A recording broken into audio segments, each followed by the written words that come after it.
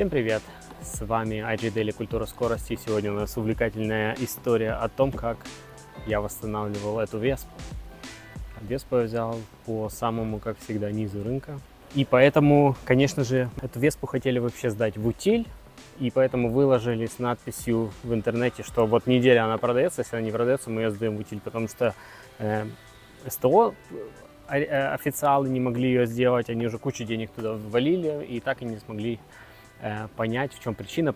Причина вы узнаете дальше в ролике. Основная проблема этой веспы была то, что она не заводилась. И, конечно же, чем больше я туда внедрялся, в эти недры этого мопеда, тем больше я понимал, что туда влазило очень много людей и очень много всего накручено было. Я, конечно же, начал с самого простого, а именно с проверки всех предохранителей, потому что здесь система хоть и простая, но она уже идет с электронным зажиганием. Именно в этом мопеде есть уже свои, хоть и самые простые, но уже есть электронные мозги, электронный блок управления. Вот, приехал. Привезли вот на таком прадике с Андрюхой. Затолкали, будем делать. Я здесь подразобрал все. Кому интересно, вот эту крышку снял. Где клапана, все остальное, там очень все хорошо. Выкрутил свечку. Как она вестись на нее. Свечка хорошая была, кому интересно, головка здесь уже, наверное, 13. Находится она здесь, вот там вот, вот в этом отверстии. Ну, свечки хорошие, искры нету, а искры нету потому, что не загорается здесь зажигание. А зажигание здесь не загорается, потому что здесь я открыл, и здесь сейчас мы увидим сгоревший предохранитель. Господи. Вот, видно, голубой сгорел. Поменяем, посмотрим, загорится ли зажигание. Так, здесь у нас есть 15-амперная.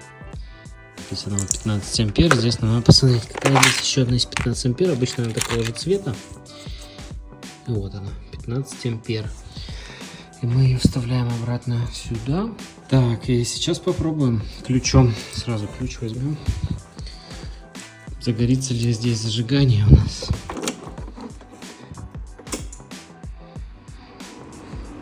Не загорелось, но что-то сзади щелкнуло. Но вообще должно здесь все загораться. Это означает, что, скорее всего, проблема не решена. Что мы имеем? Конечно же, чуда никакого не произошло. После того, как я поменял предохранители, здесь 2 и там 1. Во-первых, здесь уже стоял в конце там неправильный предохранитель, стоял 15 ампер, а по схеме должно 7,5 стоять. В общем, я все здесь почистил, и почистил так, что когда включил зажигание, сгорели мозги. Да, не смейтесь, конечно, можете сказать, да, что я идиот, ничего не соображаю. Вы будете, скорее всего, правы, но здесь блок стоял уже 22-го года, мопед, как мы видим, 11-го, то есть уже были какие-то приколы.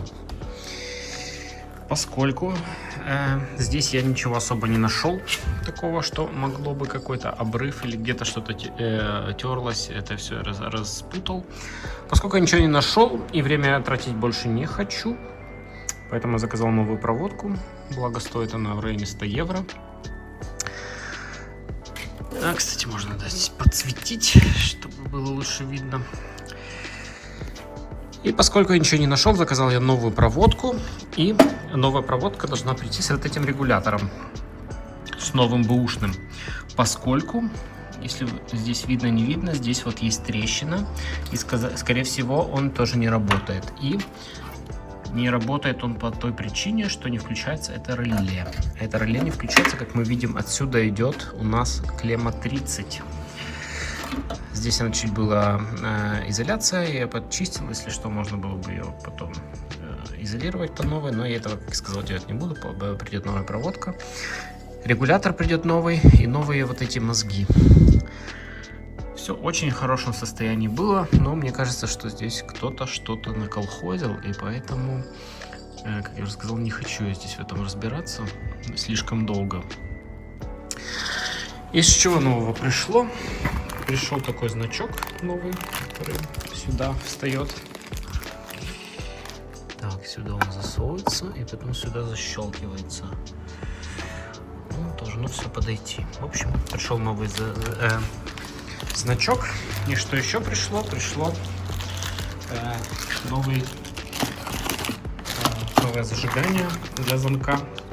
Потому что то я открыл, в принципе, никакого криминала не нашел. И, конечно же, я его сломал.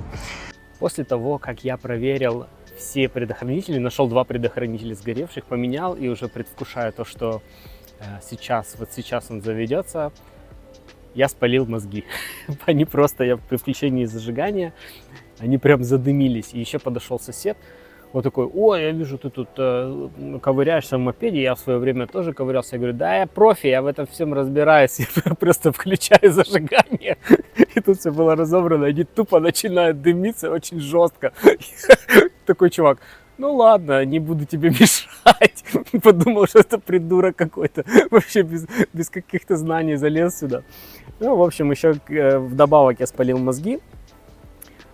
Потом, как я уже выяснил, сгорели они потому, что был регулятор напряжения испорченный. В принципе, вся эта история началась из-за замкнутого регулятора напряжения, который давал больше 12 вольт и больше 13 вольт, и 14, и 15. И чем больше вы заряжаете аккумулятор, тем сильнее была нагрузка на эти мозги. В общем, они поменяли предыдущий хозяин мозги, и у меня они еще раз сгорели.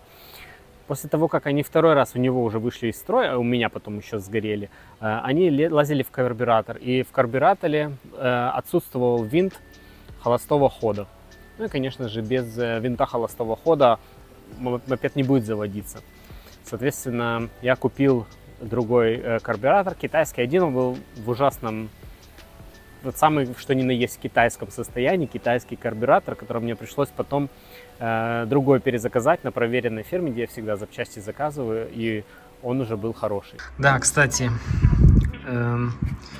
я же говорил, ненавижу, когда кто-то влазит в технику, не зная, что делать. В этом случае было не исключение, был отломан этот носик. Я заказал другой штуцер. Конечно же, он не продается отдельно. И он, видите, внутрь заходит, и я его жидким металлом заклеил, и он очень плотно запрессовался сюда. И должно это все работать. Это вентиляция картерных газов, так называемых. Здесь у нас, вот я накрыл все. Посмотрите просто, какое здесь состояние. Просто как новое все. Блин, такой кайф. Я думаю, он очень классно будет работать. После того, как я все соберу, надеюсь, даже заведется. Прикрутил обратно маслоотбойник. Прокладочка, все супер. Тут болтики тоже в отличнейшем состоянии. Лежат здесь.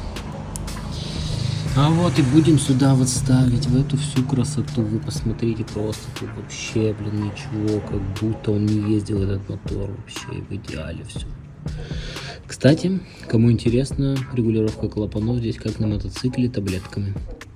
Ну вот копался тут возле мопеда, как раз пришла проводочка и пришла она снова с регулятором вместе. То есть на одну проблему меньше. Так, в прошлый раз тут задымились мозги.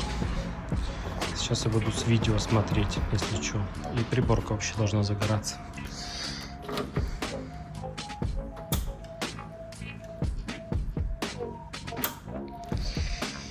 Не загорается.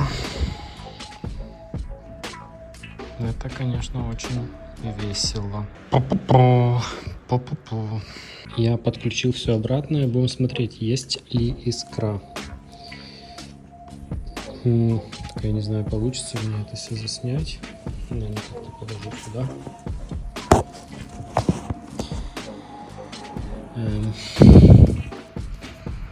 Так. Короче, проверил, искра есть. Неудобно снимать, поэтому не стал снимать. Искра есть на свечке. Ну, будем пробовать. Момент истины, как говорится. Не знаю, я уже 5-й раз это говорю за это видео. Короче, не показываю здесь индикацию, например, давления масла, но, возможно, здесь не сталкивался с этими примитивными мопедами, если честно, никогда не чинил. Настолько примитивную систему. Может быть такое, что лампочка загорается именно когда не поступает давление масла, и тогда она как контролька горит. Так, пробуем. Включили, нажимаем.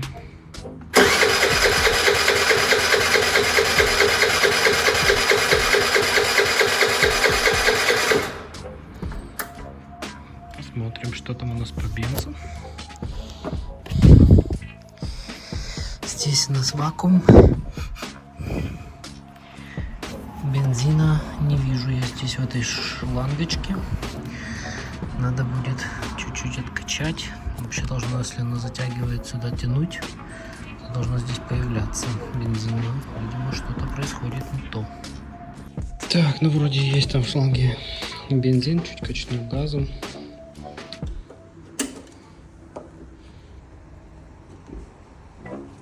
Тормоз надо еще зажать.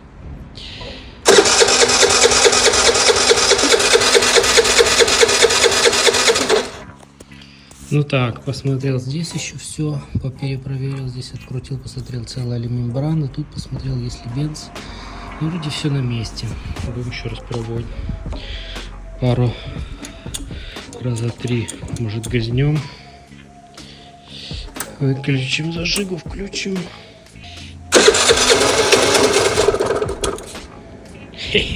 Ну что-то уже подает жизнь.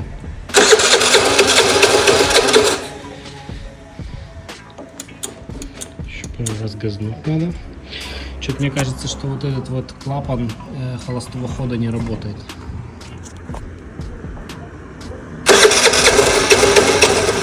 Так, я не знаю уже какой день я сижу с этим мопедом. Ну, конечно, не целый день я сидел. Сначала проверил проводку, проверил все сигналы и все остальное. И теперь пришел к выводу, что не подается топливо. Хотя к карбюратору и в карбюраторе топливо есть. Это старый карбюратор Кейхен. Здесь отсутствует винт холостого хода. Здесь тоже, где у него электрочок, электроподсос, здесь видно, что у него, ну, почему-то он расстроенный, и какая позиция здесь нигде не написано, нигде не могу найти. Я не стал заказывать новый карбюратор за 300 евро почти, потому что новый Кейхен столько стоит. Я заказал китайский аналог, он очень похожий по входным отверстиям. Единственное, что я сейчас заметил, что внутренний диаметр меньше, и здесь внутренний диаметр меньше. Ну, соответственно, может быть потеря мощности, но опять-таки на 50 кубах, насколько она будет ощутимая. То есть это китайский карбюратор, и стоит он, не смейтесь, 20 евро вместо 300 за тот. Тут тоже есть электроподсос. В общем, все есть, в принципе. Просто посмотрим, заведется он на этом или нет. После еще этого я залез в проводку. В проводке тоже кто-то уже до меня был. И я решил заказать просто новую проводку. Я ее заказал, но оказывается, у них все-таки есть различия в проводке. В общем, эта проводка была именно с другой почему-то модели. И она не подошла. Я ее отправил назад. Поменял регулятор, поменял карбюратор. И уже тоже сижу такой, вот сейчас он должен завестись. И что вы думаете? Конечно же, он не завелся. Карп я поставил. В принципе, он стал так же самое, кроме вот этого места. Под шайбу не помещается, тогда все время натянутый получается дроссель. Пришлось поставить сверху, и он тут уперся в этот, ну, в штуку эту. В принципе, оно работать будет нормально, если будет вообще работать. И вот, как я уже говорил, карп старый, и в нем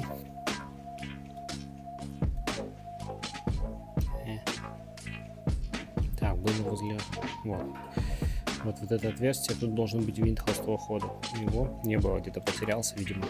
Ну, я, конечно, нашел, можно в теории купить, но винты там и все остальное стоит там в районе 30 евро. Можно попробовать другим карбом сначала и посмотрим, будет ли работать. Все подошел, здесь электрочок подошел. Единственное, что вот это температура карба. Ну, мы ее сюда пока положим, если что, потом просто на стяжку прикрепим, потому что здесь было ухо. Вот. Рядом с холостым вот это ухо, оно, видите, прозрачное. В него цеплялось, и в этом карбе его нету. Ну, температура карба — это, конечно, крутое дело, но не такое, чтобы, я думаю, оно на что-то влияло. Итак, мы сейчас посмотрим и попробуем, будет ли заводиться это чудо итальянской техники. Это Ferrari 50-кубовая. Ключ у меня в кармане.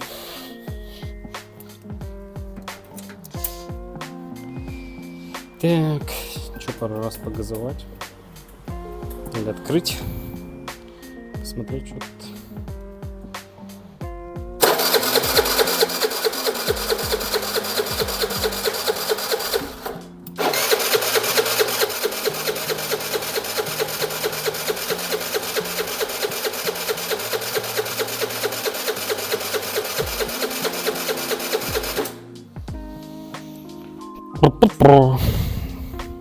Интересно. Интересно. Надо посмотреть, вообще бенз там есть или нет. Еще, может, не закачала в камеру бензина.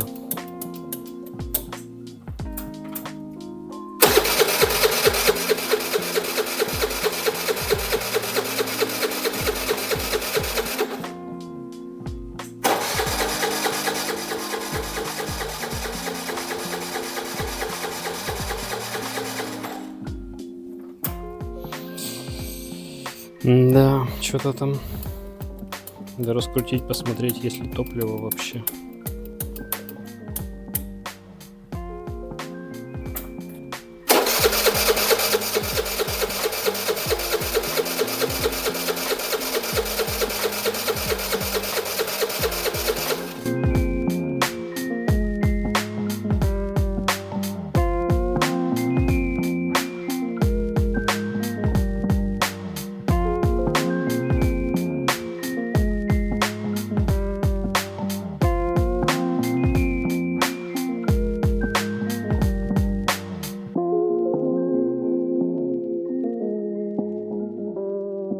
По итогу я его дрыкал, короче, кикстартером, заводил, 3 раза разряжался аккумулятор. Я уже в отчаянии реально сижу, такой думаю, блин, неужели я все могу сделать, могу собирать моторы, могу делать то, все, 5-е, 10-е, а, блин, с такой элементарной техникой я не могу разобраться.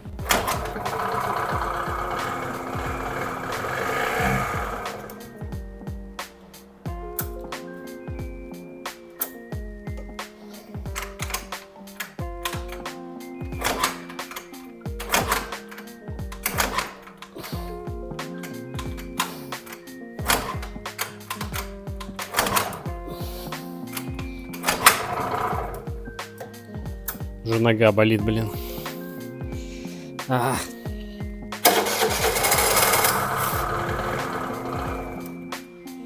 И он заводился и глох, не реагировал на газ, точнее реагировал на газ и сразу глох. И уже другой сосед подошел, потому что я делал возле дома, и говорит: а ты искру смотрел? Я говорю: да, конечно, смотрел, что я дурак, что ли?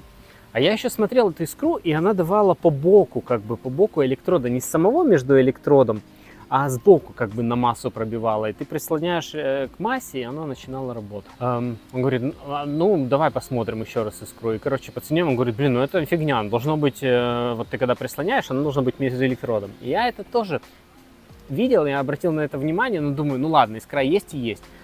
Но это была потом последняя и основная причина всего этого счастья. Так, прошло несколько дней, для вас пару секунд. Пришел новый пускной коллектор, что старый треснутый. Будем менять, смотреть, заведется ли. Да, остался у меня еще прикол с Жигулей, все запчасти проверять. Короче, дунул в этот носик, и там его, поскольку заклеили, было заклеено, сейчас сижу, расковыриваю. Ну, это к вопросу, почему уже это длится, не знаю, недели 2,5, наверное. Но на самом деле уже потратил довольно много времени. Но еще мне это очень интересно, все-таки будет он работать или нет, смогу ли я его добить или нет до какого-то состояния движения. Поэтому я этим занимаюсь. Никакой финансовой подоплеки здесь нет, просто мне очень это интересно.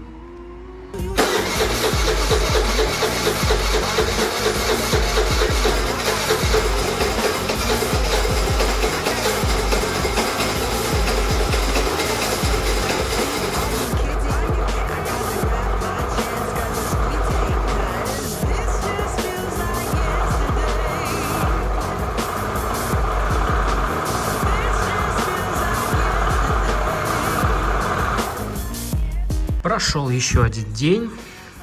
Остановился на том, что прозвонил эту свечку, и искра шла не между электродом, а как-то вот от внешней на массу. И решил заказать свечку. Посмотрите, какая свечка, во-первых, красивая. У них написано все тут Viaggio. На удивление, она довольно дорогая, 20 евро стоит.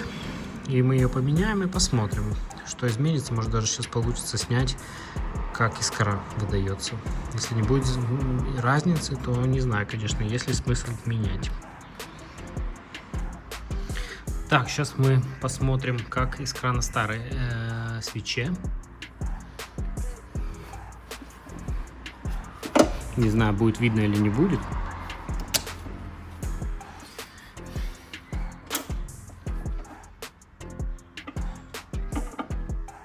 То есть я прислоняю полностью. Вообще нету. Отодвигаю.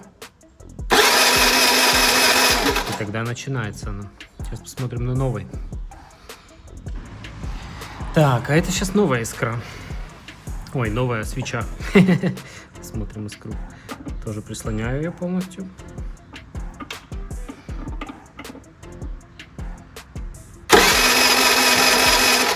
Видно разницу, как бьет? А здесь бьет там, где оно надо. Я надеюсь, что сейчас оно все заработает. Буду ставить. Я уже приналовчился. Вот этим инструментом быстро выкручиваю. На 13 головка нужна. И очень быстро меняю свечу. Попытка 20858 нашего круизного лайнера итальянского.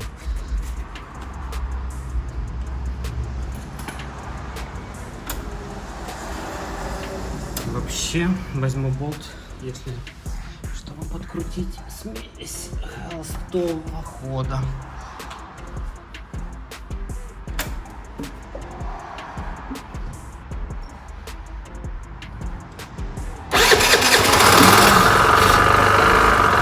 Сразу просто завелась.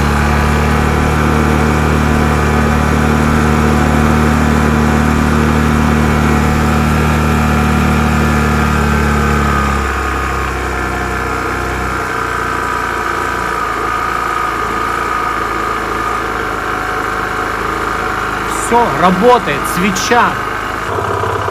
Да, надо чуть-чуть поднастроить, наверное, его, может, по смеси, но в целом холостой хороший. Уже можно, наверное, холостого добавить.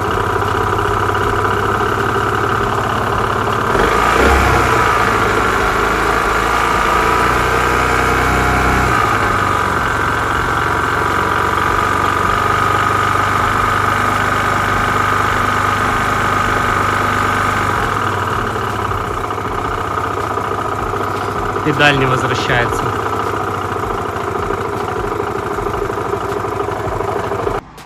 Подогнул скобу вот здесь, чтобы возвращался газ.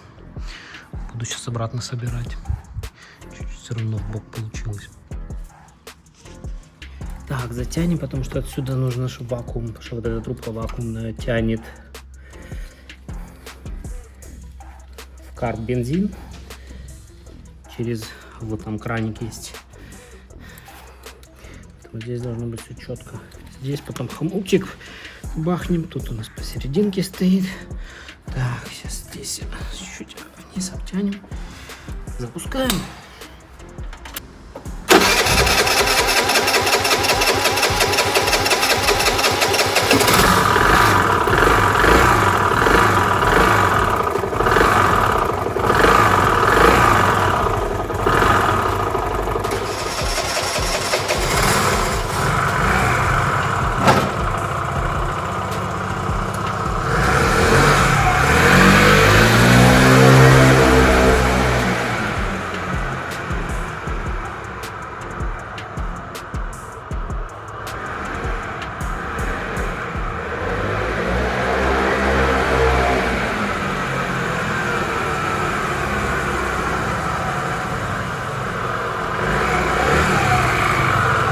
Вроде поднастроила карбюратор. Сейчас буду запускать и смотреть на холодную, как он заводится. Это первый запуск на холодную. Если все хорошо, то буду собирать проводку и так далее.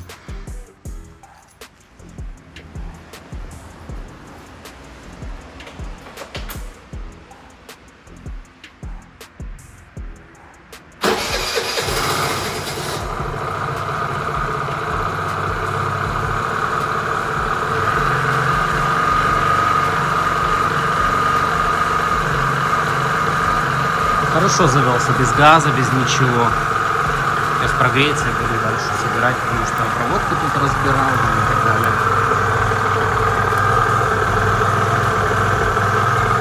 Буду все это заматывать. По итогу что мы имеем? Основная причина лежала на регуляторе напряжения, то есть который регулирует с генератора ток. И он не просто регулирует, он все время подает ток, даже если мотоцикл не заведенный. Это была основная проблема. Потом сгорели мозги, потом начали крутить карбюратор, потеряли винт смеси холостого хода, скажем так. Четвертая причина была в свечке, которая давала искру, но она пробивала на массу. То есть одновременно было 4 проблемы, к которым я шел, наверное, недели 2 или 3. Ну, я как хобби занимаюсь этим, поэтому мне это в прикол просто разгадать было этот ребус. И после того, как я все это сделал, мотоцикл заводится, все прекрасно. Даже здесь есть электронный регулятор холостого хода, он все работает, даже на этом китайском карбюраторе вместе с этой итальянской техникой, чему я непомерно рад. Также я начал потом приводить в подобающий вид мотоцикл. Были сгоревшие почти все лампочки в приборке. Были сгоревшие здесь лампочки. Это же опять-таки из-за того, что была нарушена работа регулятора. Вылетело из головы, как он называется. Ну, в общем, регулятор, о том, котором я рассказывал. Поменял все эти лампочки здесь, в приборке. Некоторые поворотники были нерабочие. Потом я его немножко отполировал, приклеил прекрасные наклейки. И что я потом решил сделать, потому что у меня уже есть другой мопед, я подарил его жене. Замотал проводку. Вот как это все выглядит здесь.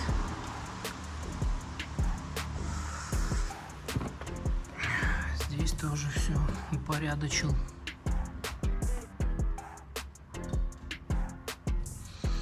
Буду кожухи ставить.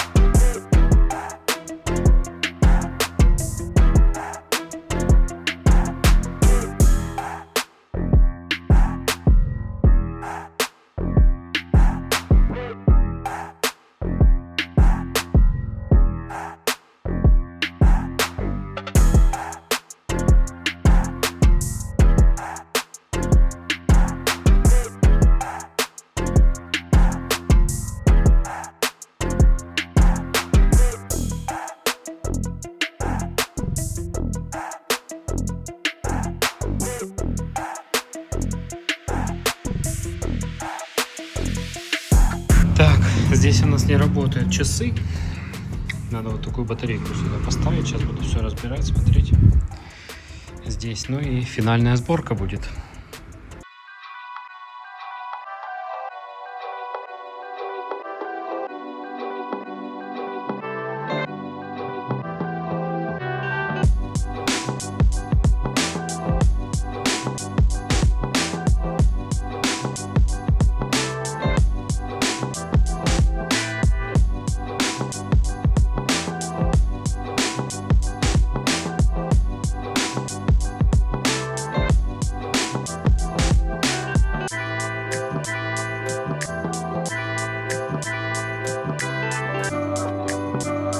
У меня было, конечно, подозрение, что могли лампочки перегореть, но вот я уже вторую выкрутил лампочку.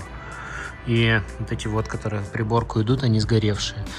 Тоже надо будет их заказать. Ну, сейчас я попробую, может, их как-то скомбинировать. Что тут у нас есть? Какой-то очень важный, например, дальнего света сгоревшая, бензина сгоревшая. Блин, надо бы на масло какое-нибудь поставить хотя бы. Поворотники работают, я знаю. Посмотрим. Кстати, часы заработали. Вот поменял батарейку. На видео будет, надеюсь, видно. Работают.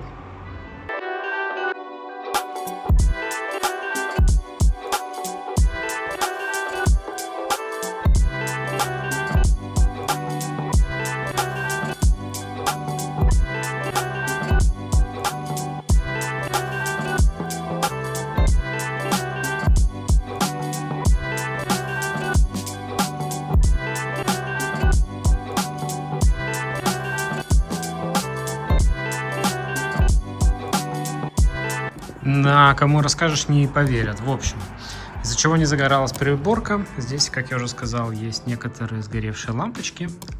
Не работает также лампа здесь, потому что, вон видно, лежит пружинка, сгорела, и та маленькая тоже сгорела. Ну реально, кому расскажешь, что, блин, может столько сгореть. Здесь замок сломанный, даже не замок, а сама держалка. Пришла новая. Сейчас буду ставить. Ну вот, теперь работает замочек. Вот он без него не открывается. Открываем. И вот он. Все красивенькое. Сейчас еще здесь крышечка встанет. Я хотел еще сначала померить напряжение сети. Все сдает как надо. И потом там крышка есть. И все сделать. Вот. Вот тут тоже все повытирал, все красиво, блестит. Смотрим. А теперь плохо, если что настраивать надо. Тряпочку может положить. Так, как я уже говорил, почти все лампочки перегорели в приборке, потому что был неисправен регулятор напряжения, из-за чего сгорели мозги и так далее. Вот 5 ватт лампа, потом здесь еще двойная лампа. Основная и в приборку маленькие лампочки такие. Не знаю, в чем они. Блин, они там просто валяются. Это, конечно, класс. Но зато за 2 евро. Так, эти 7 пачка, эти 2 и эти тоже 2. Надо все разбирать сейчас обратно. Поменял я всем. Вот это 5-я лампочка, вот эта двойная, хитрая такая. Вот эти все почти сгоревшие, вот все черные. Не знаю, как реально, может, перезаряд, или никогда в жизни их никто не менял. Ну и в фаре все новое, 1 и 2. Сейчас подключу, посмотрю, работает она вообще или нет. Сверху вот накинул. Сейчас включу, посмотрю, что горит, не горит. Все равно нифига не горит. Ой, блин. А здесь? Что, или завести надо? Непонятно. Но надо было просто завести, тогда подсветочка заработала и все остальное. Свет яркий такой. Нормально.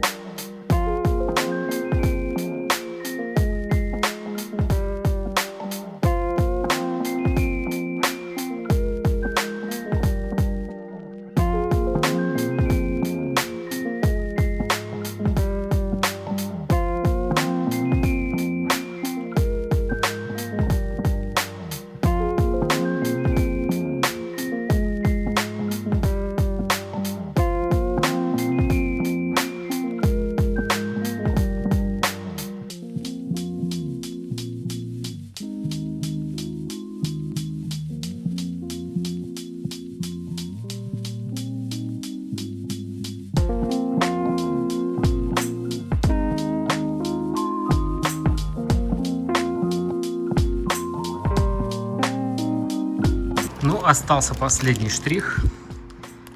Значок. Чем подходит хоть? Должен подходить. Вот. Сейчас поставим, и все готово.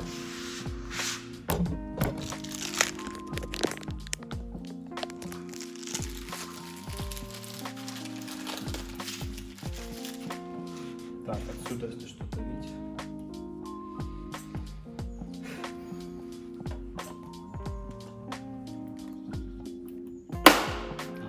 отверстие.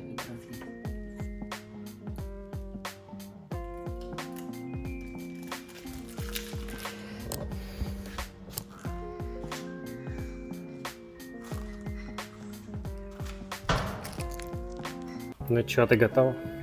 Готова.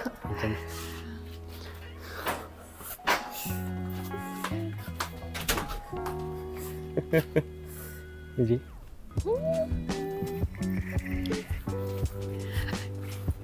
Какая красивая. И ты вот эту наклейку ждал? Да. Класс. Ну, она прям как новенькая. Анна, что, помнишь, как заводить? Нет? Нет. Ну, ключ вставляй.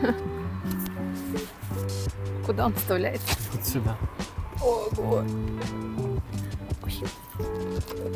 Направо поворачиваешь ее. Ключ поворачивай направо. Теперь этой рукой зажимаешь тормоз.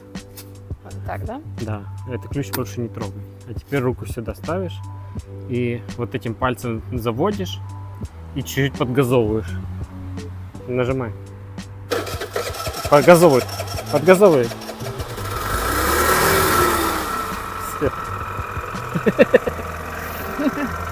Боже мой, я ездила один раз, лет 7 назад, наверное, только. Ну, давай.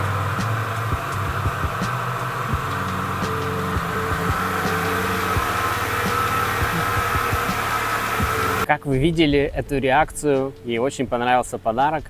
Она, в принципе, один раз только ездила на мопеде, и надо было ей по-новому обучаться.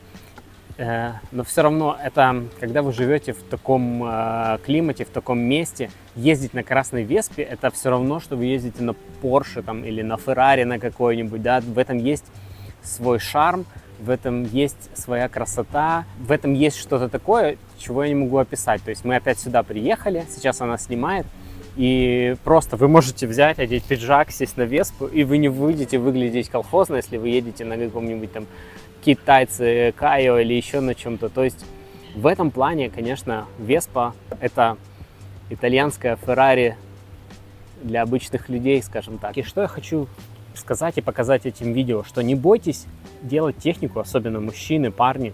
Берите, делайте, пробуйте. Техника очень простая. Есть искра, есть топливо, должно заводиться, третьего не дано. Ну и воздух, соответственно. Ну, воздух, я надеюсь, будет. В общем, пробуйте, пытайтесь. На самом деле разгадывать такие загадки очень интересно. Мне это очень нравится, по крайней мере.